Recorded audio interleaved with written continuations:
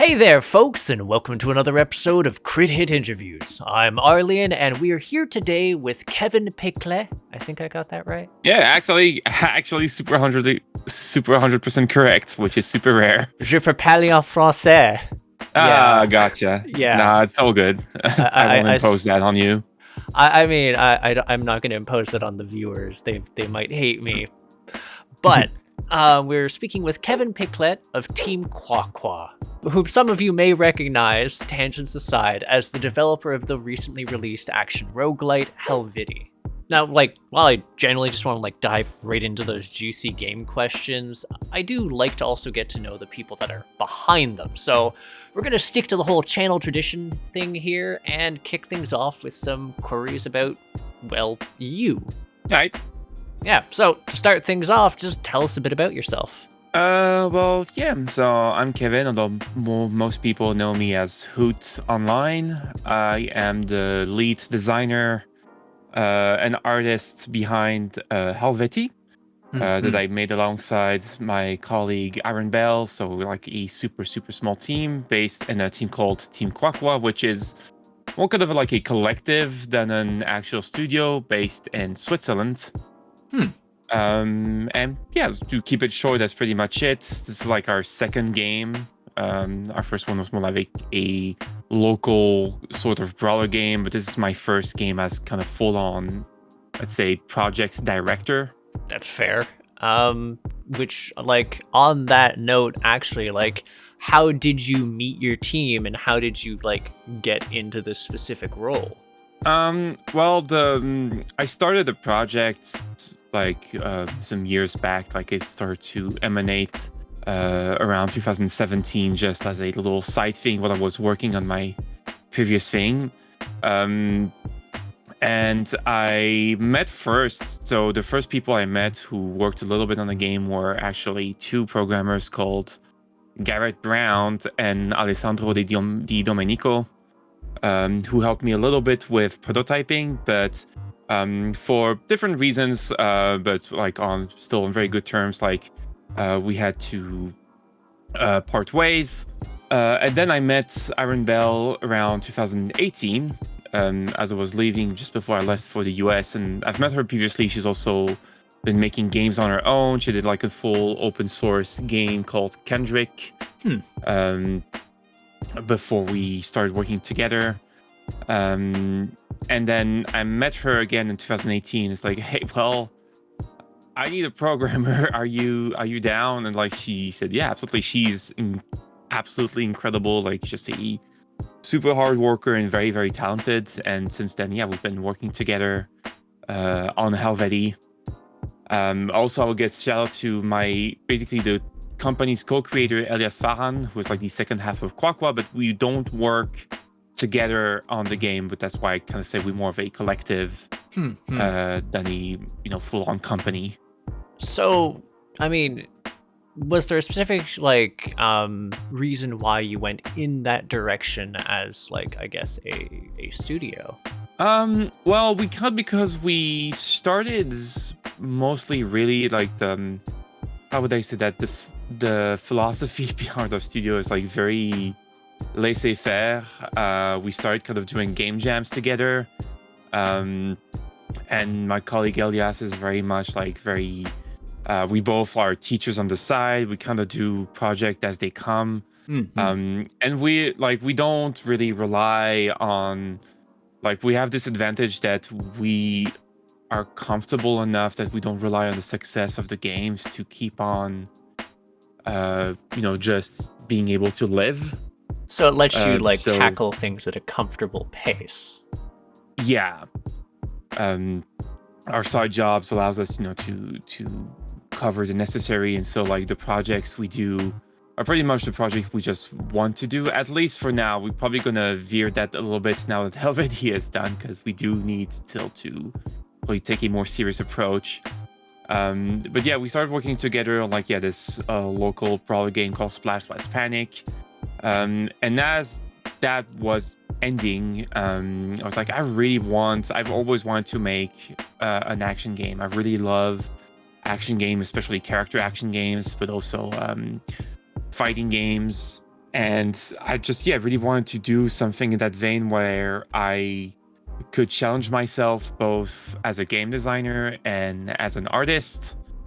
It's like kind of really, and I had kind of this project in my head for a good while of just like, I want to make something that's kind of based around Celtic Gaulish mythology. So at some point I was just like, well, screw it, I'm just gonna start going in and do that game.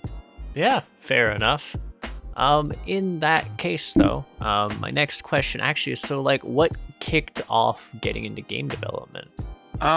So the very first thing, I guess, is just I was still kind of am a massive Sonic nerd as a kid. Also one of my favorite games is also Sonic 3, and when I was 11, got the Games Factory and started to make Sonic fan games. And was really much into like following the scene of Sonic like the Sonic Fan Games HQ at the time, back in the very late 90s, early 2000s. So there was just like so many things going on in that scene.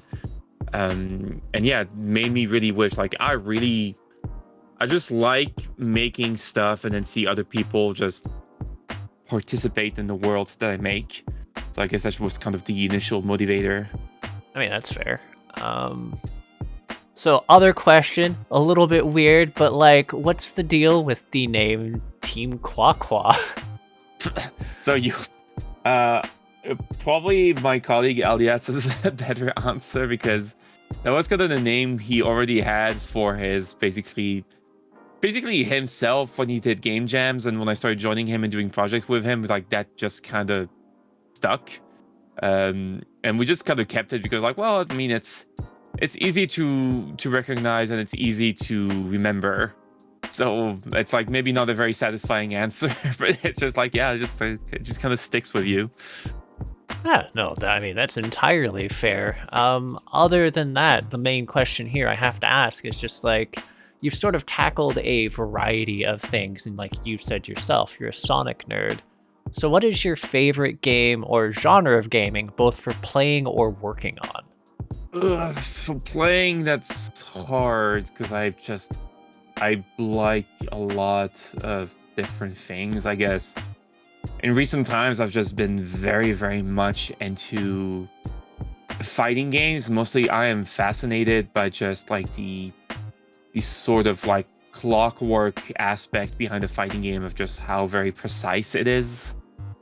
Like, yeah, how everything is just has to be very finely tuned.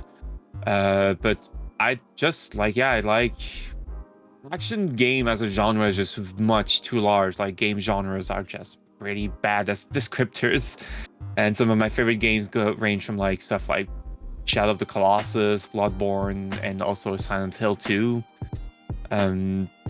So it's very eclectic.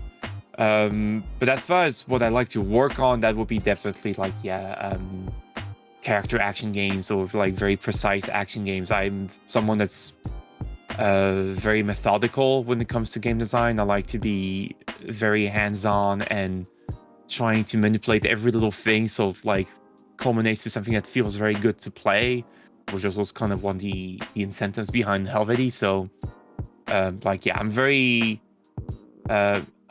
much a fan of just working on precise fighting mechanics, especially. So, I mean, I guess that's a pretty good leaping off point, but like, would you care to describe your recent game, Helvetii? Yeah, sure. So Helvetii is a 2D action game based around Celtic, or more specifically Gaulish or Gallic, I'm not really sure every time on English, but mythology. Which basically takes this mixture of like very high energy combo based 2D game that's very much inspired by like Japanese 2D action games. Vanillaware is a big, of course, inspiration. Lots of people have kind of pointed it out, and I've never really hid myself from it because I really like their games and was also kind of an initial inspiration.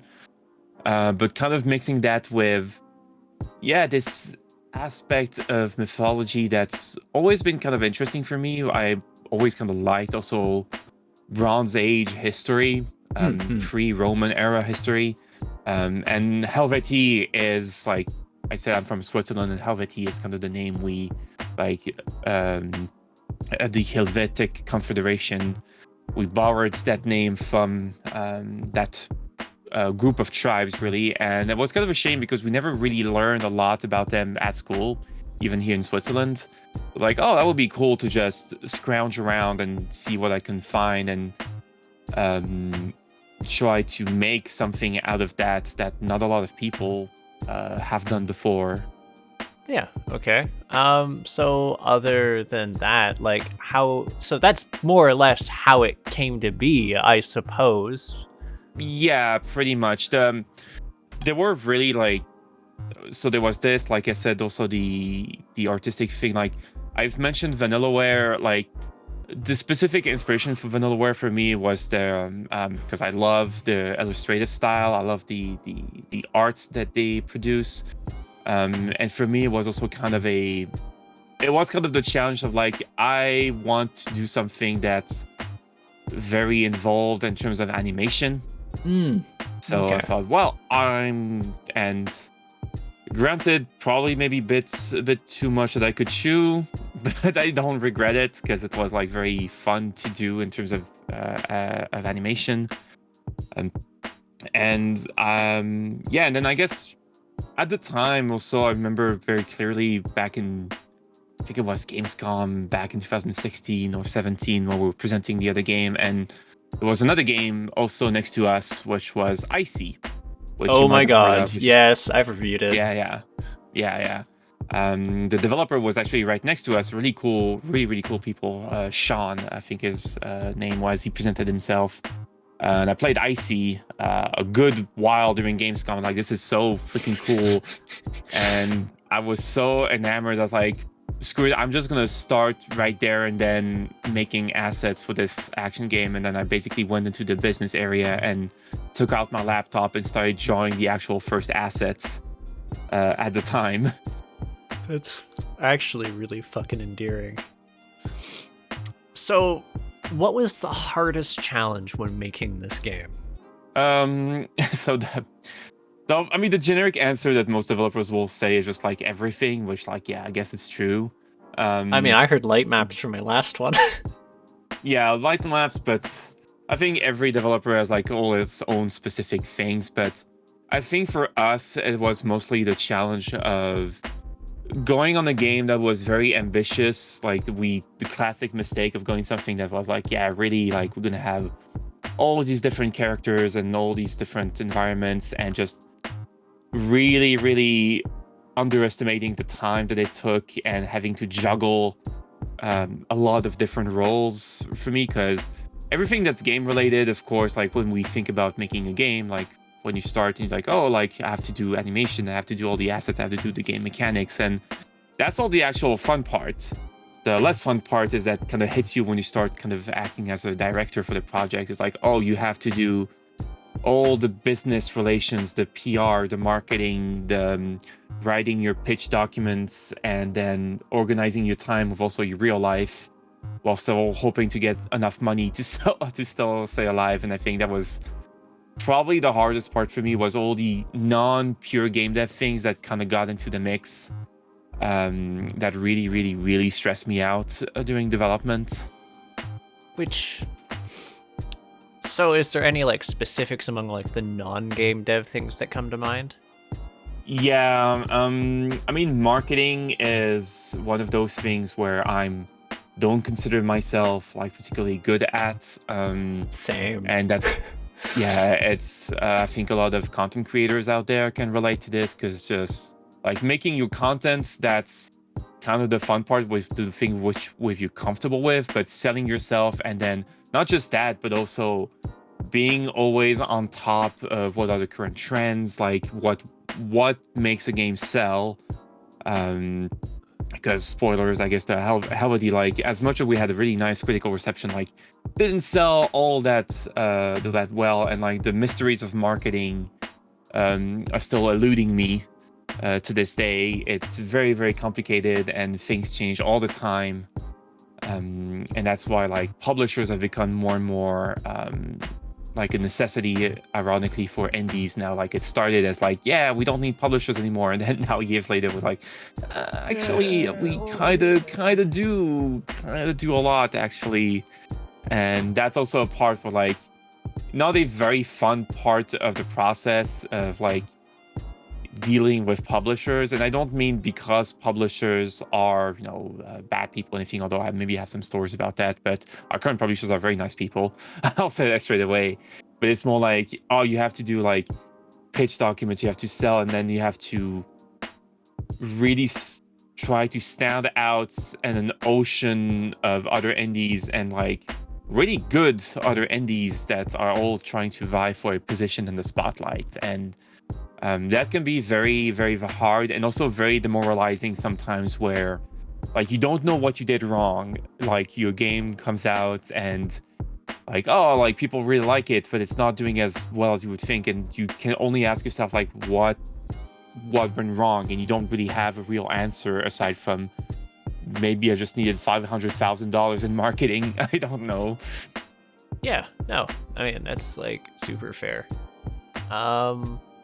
So yeah, my next question though actually sort of ties into like where you said you felt you bit off a bit more than you could chew, because we're getting like, this is the territory of the questions I've wanted to ask, because I'd commented both in my review and on Twitter when I talked to you that there were some notable little things, like the fact that Octavius, the game's villain, his motives and overall character felt very hollowed out.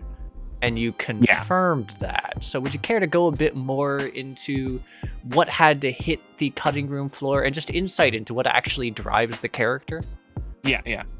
So so obviously the writing, and like I'm not going to shy away that was one of those parts when I started making the project, and when you basically are in front of everything, is like, oh, like you have my little things of task open, and there's always going to be something to do. And I'm not, by my own admission, like especially when I started, I'm guessing I'm a little bit better now that the project's done. But as a writer, like I'm not a particularly good writer.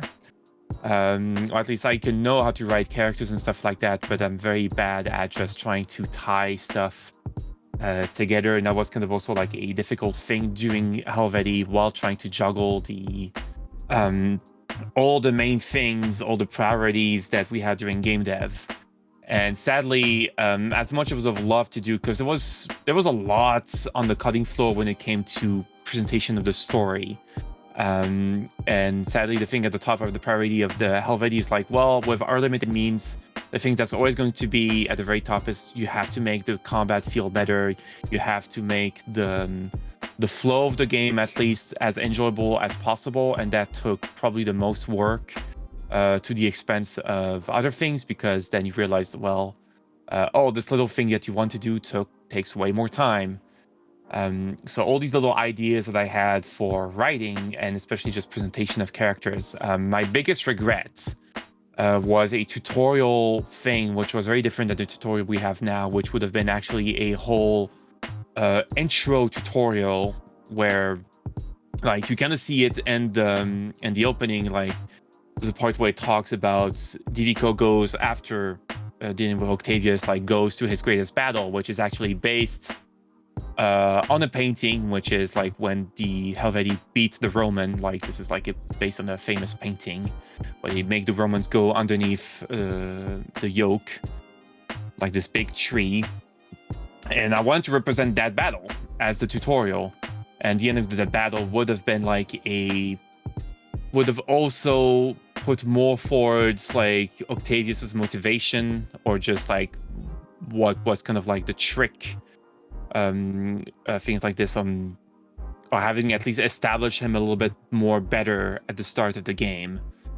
There was also a lot of things like Octavius. Yeah, it's a real shame, because like I have quite a few things written for him. Like his motivation as a character is, so he is this Carthaginian man who has been enrolled in the Roman Republic as a soldier, kind of forcefully, and he sees basically this is right before the Roman Republic turns into an empire, because Julius Caesar is coming up, and this is right before he starts invading the Gauls, and he sees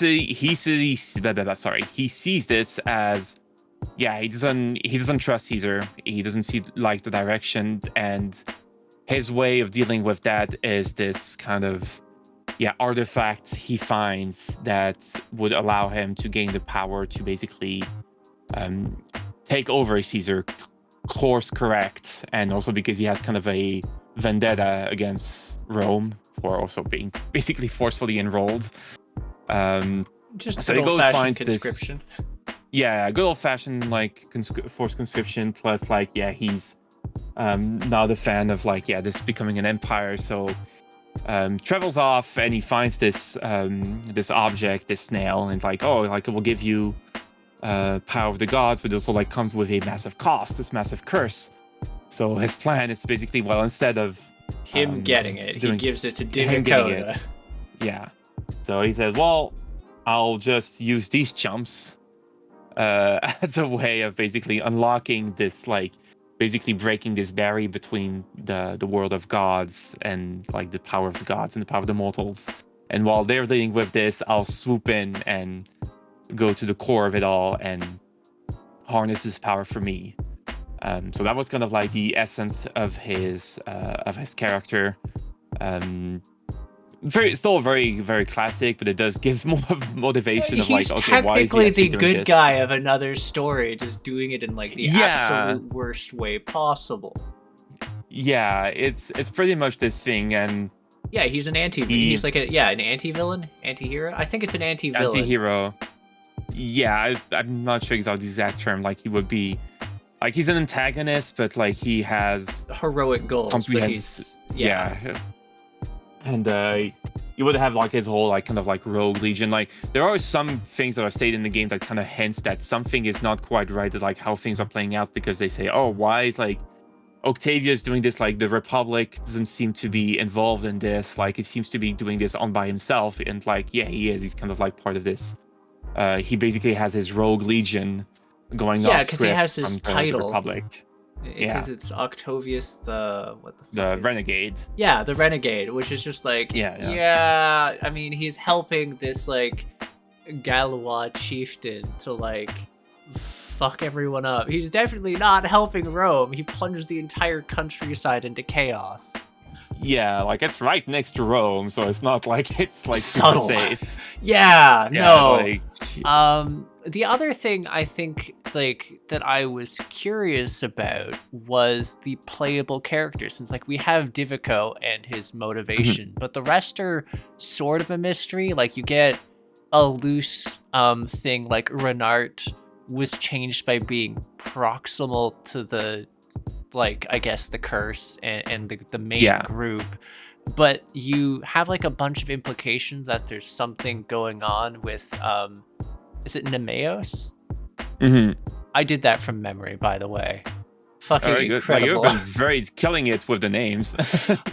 Yeah, I mean, I know Renard because it's the French word for fox, so... But yeah, like, it's implied there's stuff going on with Nemeos, and she has, like, an understate, but again, like, it's weird because there's sort of... The story had bits hit the cutting room floor, so, like, what was there more about, like, their overarching motives beyond Divico's and, like, how they met that was originally planned to be in the game? Yeah.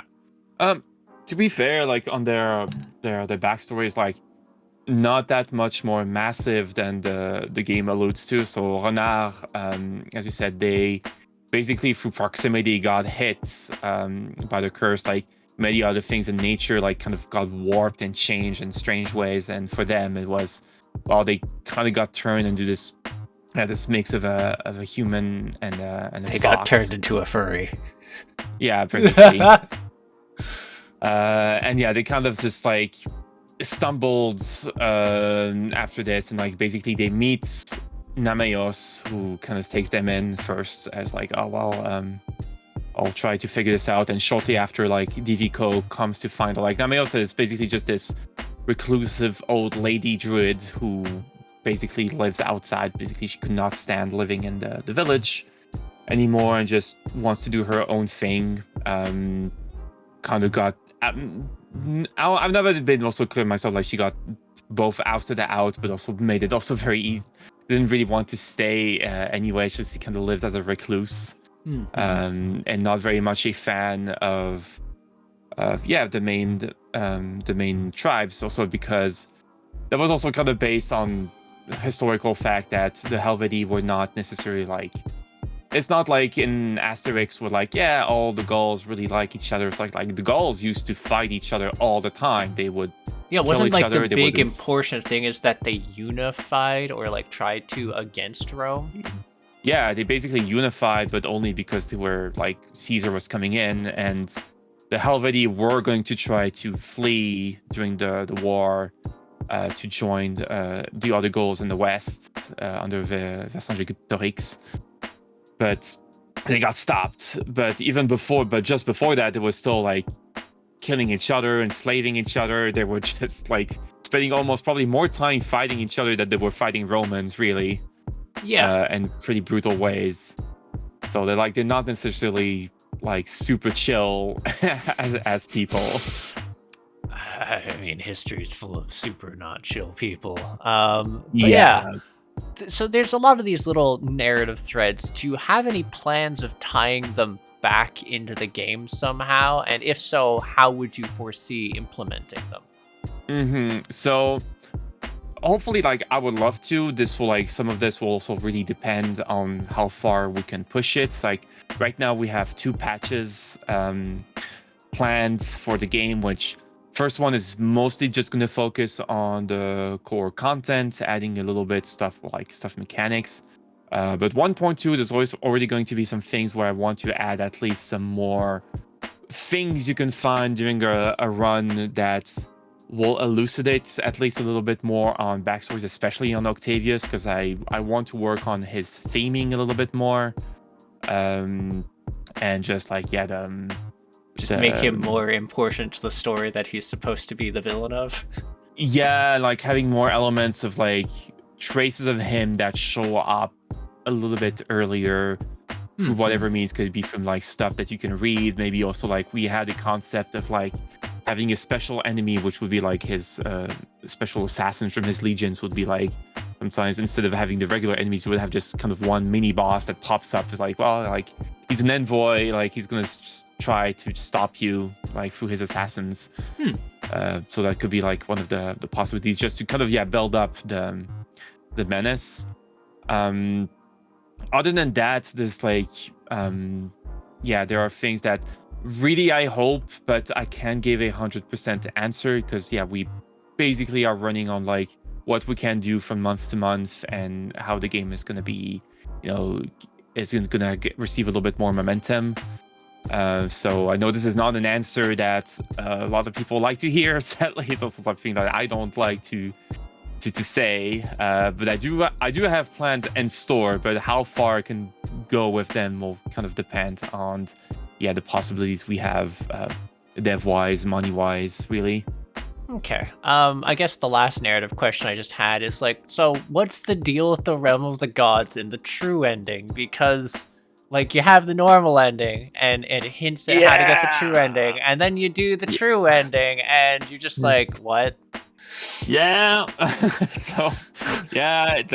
this is one thing I would really love to add more, but like this is also kind of tied to a thing that we had during the Kickstarter that we could not reach, but what like our like a kind of like an extra mode of sorts, kind of the Bloody Tower would be pretty much like a sort of epilogue, but like, okay, like the Realm of the Gods would be this place where you would go to afterwards, where kind of go through a massive gauntlet, and you find Octavius again, who basically see his whole plan backfire, and you try to also both beat him but also kind of save him out of this whole thing, to try to basically which is why you wanted to really emphasize the anti-villain thing with him. And because it's like, well, we see kind of what we wanted to do. It's like, it's not like we really forgive you, but we also see, because we also don't really like the Romans and we also don't like really want to see this happen. But most of all, like, the Realm of God is getting out of control. And at this point, it's mostly trying to close, or at least try to find a solution to this bit. We kind of like a mechanically would have been playing more sort of like a sort of bloody palace thing, separate kind of from the main game. Yeah, that's fair. Just a nice little thing to do as a victory lap. Yeah, pretty much. It's like, and so this is like really the thing I would love to do. Really also have to see with Isa, like the concept is done, but I want to insist on people like, please temperate your expectation. I will obviously say like if we can manage to get to that point, but that will be pretty much the goal. Ultimately, if we can get a little bit further with our process. Like you've basically said, like right now you have 1.1 and 1.2 planned. Like would that be like a 1.3, a 4, a 5? Like if you could, it would be a 1.3, yeah. Oh, that's actually not that far off then.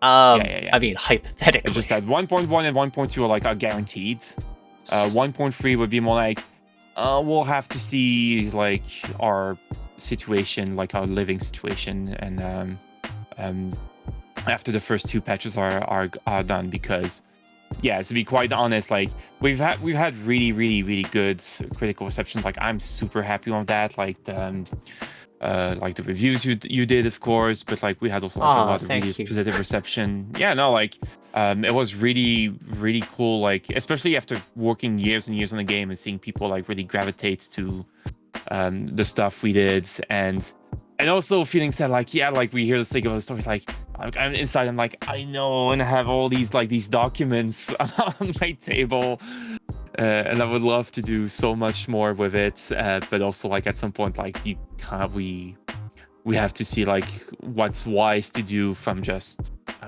development perspective. But since lots of people like the game, so we know that we would like to see at least if we can get this game into more hands, and get the ball a bit more rolling, because that would be both cool for the people and cool for us. Yeah, no, that's like 100% fair. So here's a sort of thing. You've already alluded to it. You've teased bits of it on Twitter.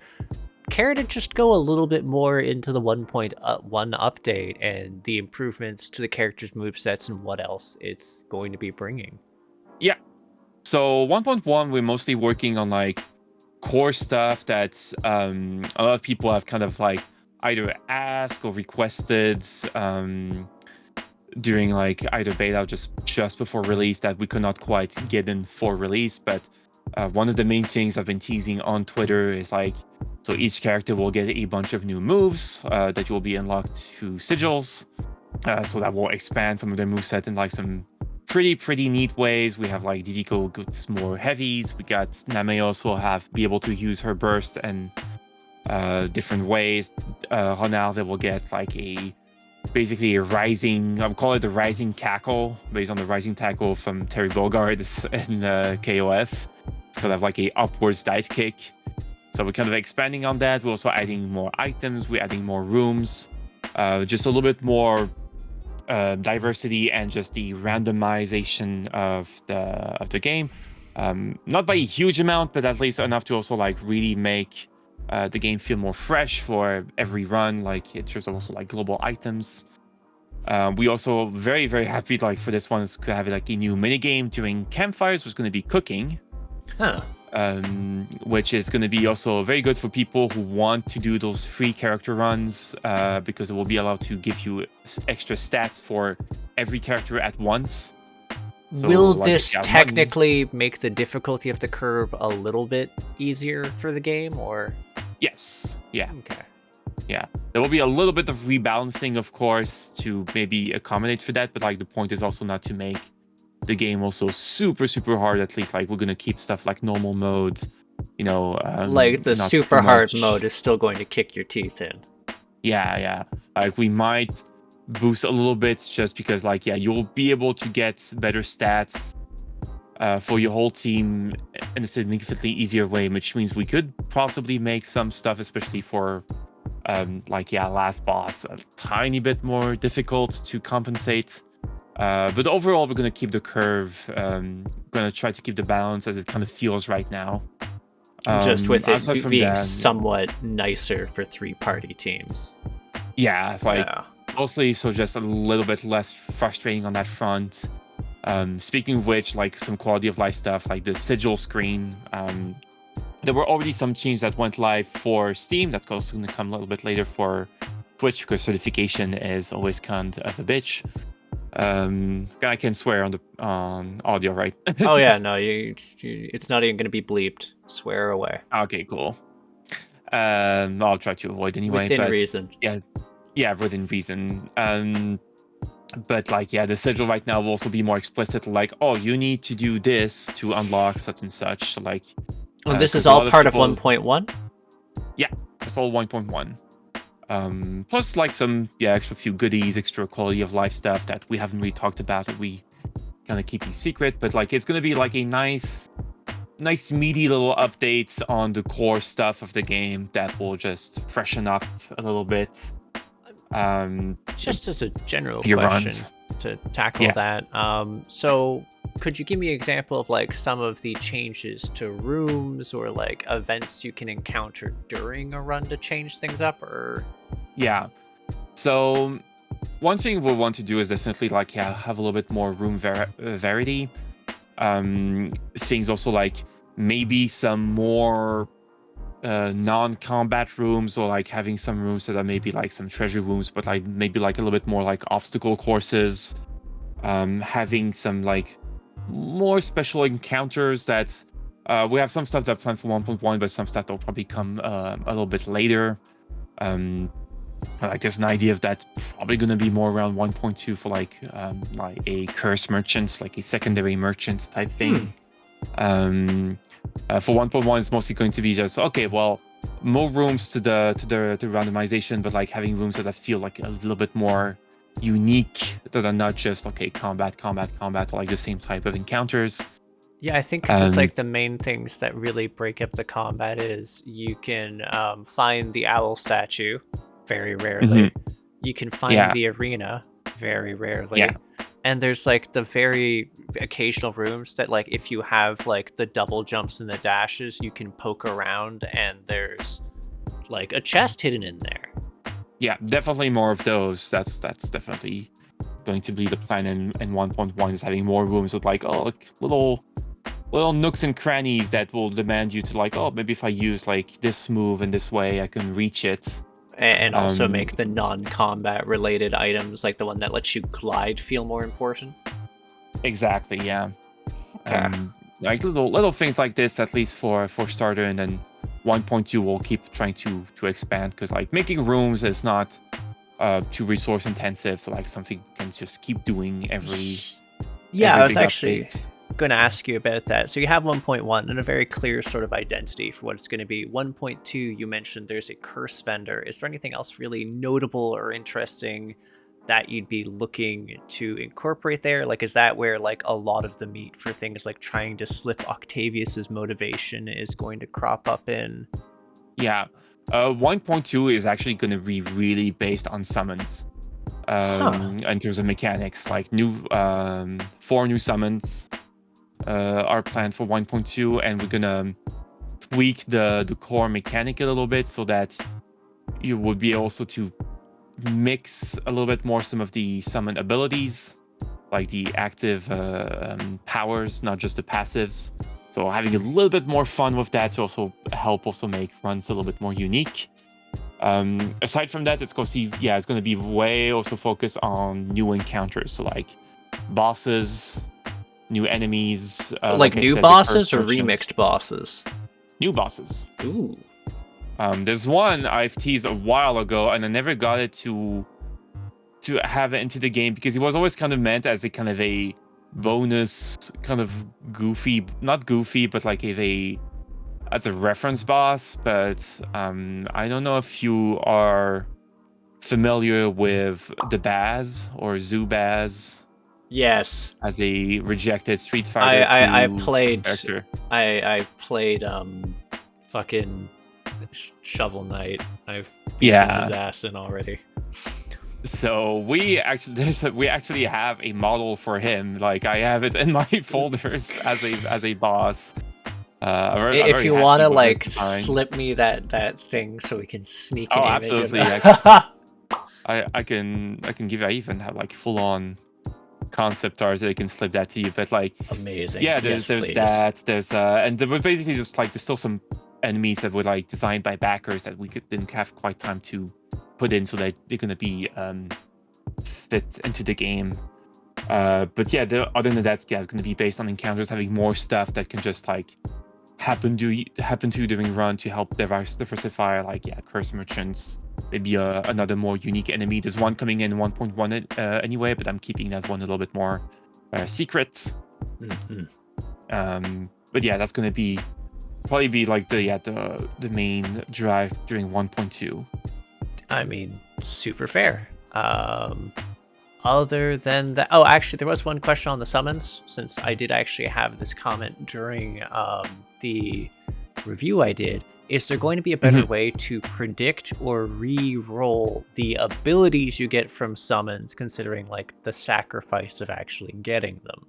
Yeah, so that's something we're probably going to be looking at for 1.2 anyway, since we're going to be retooling a little bit of the core mechanics on that. So there's nothing definitive on that end, but like, yeah, I want to see just more I things just want we to be can able do to predict which one I'm gonna get. Yeah. I don't know if I'll be able to go for like full prediction, because I personally think that part of the randomness, having to go with the stuff you have, but like, yeah, maybe some more ways to just kind of veer into a direction you would like to go, like having more options in that sense is definitely something we're gonna look at. The way I said prediction, by the way, is because like for instance, there's a few of them that you grab them and they actually don't give you any bonus, so you can spend like 45 health and get nothing. One of them is, I believe it's the sun one, and they get a mechanic that increases how much your little revives give you, which is good, but it's also supposed to give you an extra revive, which it won't do if you're already at cap. Yeah, so there's like things you'll get that just don't feel great, and there's a couple of those abilities that are very much like, they're very specific, or they won't like give you a bonus because you're at a cap, or it just doesn't mesh with the rest of what you do. So like, if there's ways to curb and better guide what you're getting, that's definitely nice. Right. So yeah, in that sense, like, yeah, passive, like we're already like, yeah, some passives we've looked a little bit at, like, yeah, some of those would need better synergies or just to feel more useful, because like they're definitely like some you're very happy, and like in general a lot of them are pretty happy, but then like, yeah, there are a few of those, like I see exactly the one you mean, or like I can think of sort of another one that we like probably like the damage reduction one is amazing. Damage reduction one like is just really good, but then you get stuff like that can be nice but like feel less immediately good. Like Tutatis has one which is like, oh, you get more chance of challenge rooms, which is more situational. So yeah, these are the kind of passives we're going to look at. It's like, well, what can it do? At least you want to make them like, even if you can't change them, we want to make them feel so that you don't feel bad if you get them.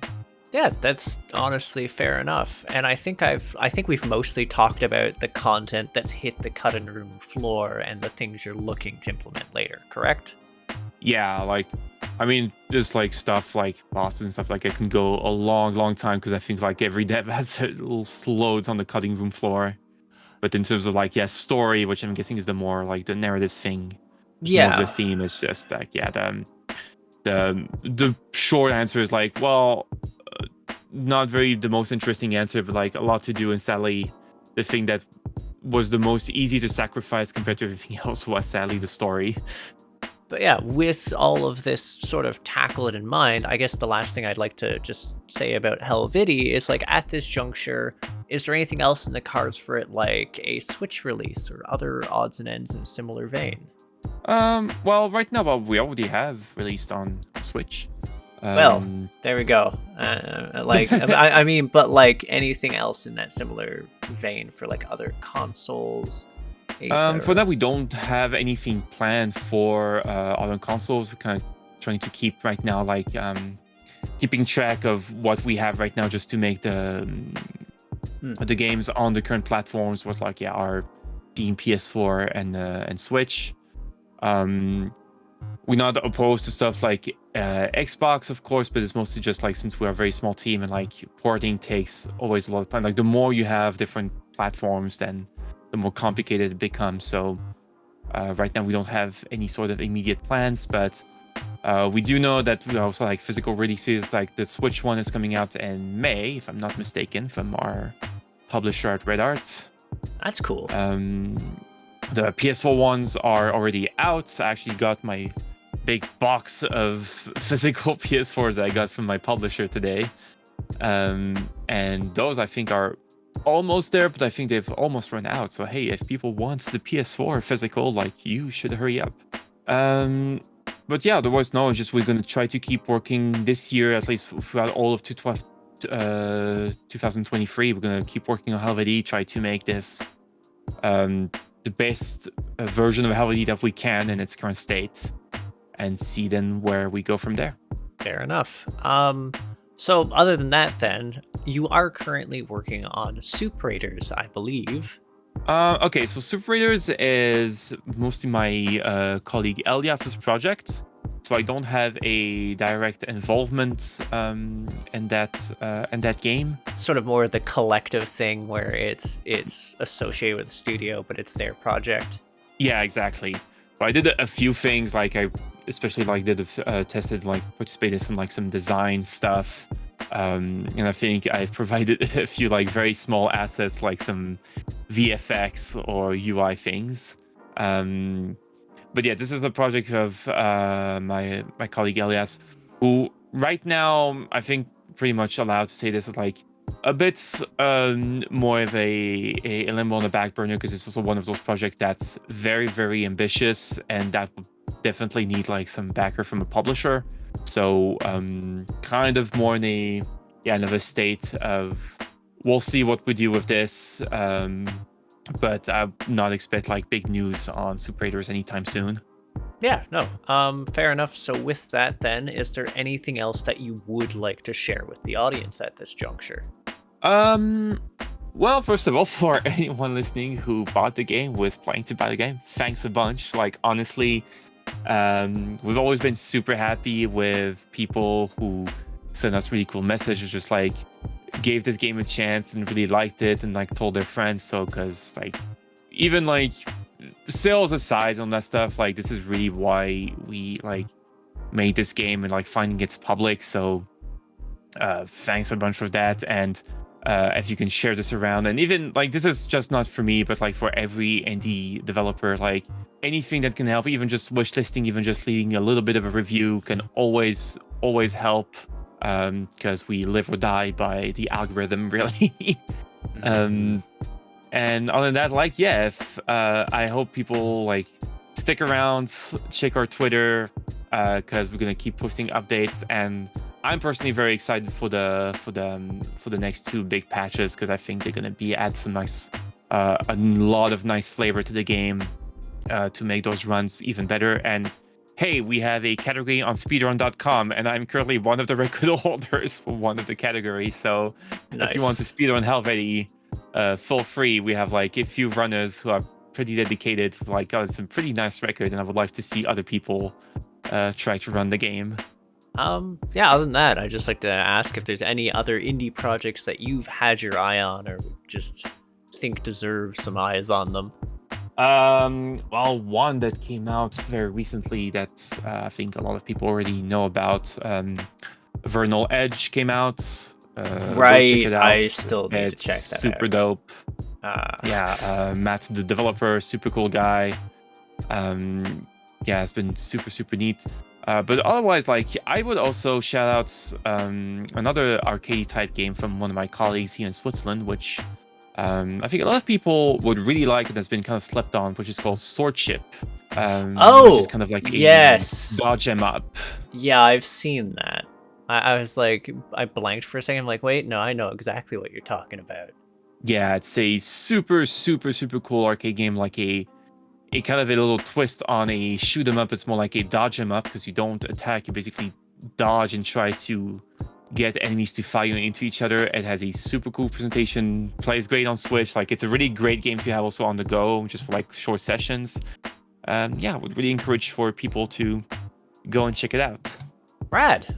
In which case, just like to remind folks, you can buy or wishlist Helvetii on Steam. For news, there's at Helvetii Game on Twitter. Plus, there's the spiffy website, helvetiigame.com. And you can check out all of those, and the links will be in the description. And did I get everything, or is there anywhere else you'd care to send people? No, seems all good. All right. So, yeah, I'd just like to say a big thank you for being willing to get into the gory guts of all the story details and what's coming up for the game next, and just providing me your time. Yeah, no problem. My pleasure. I really enjoy going into like some of the more nitty gritty. So like I was really happy for you to ask those questions. I mean, as a writer, I imagine it's painful when you have something written and people don't get to see it. So yeah, I think it's applied for a lot of indie devs, sadly, where it's like whenever like people like, oh, I wish you really did this, like probably think a lot of devs was, I know we actually planned to, or we had the idea, which we just never. And this is like on every level, from like indies to AAA. The amount of stuff I hear from like colleagues, even from massive games, like, oh yeah, we had this whole thing and then they cut our time in half, so we could not do it. It's just such a shame. Fun fact, did you know that Sultan Sanctuary was meant to have a section that was based off heraldry? I did not know, but I believe it. Oh yeah. It's just one of those things. Their painted world was going to be a little heraldic section. That is your cut things that are just fascinating trivia. Anyways, thanks for tuning in to the folks currently watching, and if you disagree, agree, or just have something to say to me about something that maybe didn't get addressed in this interview, feel free to comment. And if you have interest in supporting my efforts to create new indie reviews, interviews, and gaming content, hit the subscribe button and the bell so you know when there's a new release. There's also a Discord, links in the description, so you can be part of our community, the Crit Hit Cauldron. And with all that said, I will hopefully catch you folks in the next episode of Crit Hit. Take care till then. Bye! Bye-bye.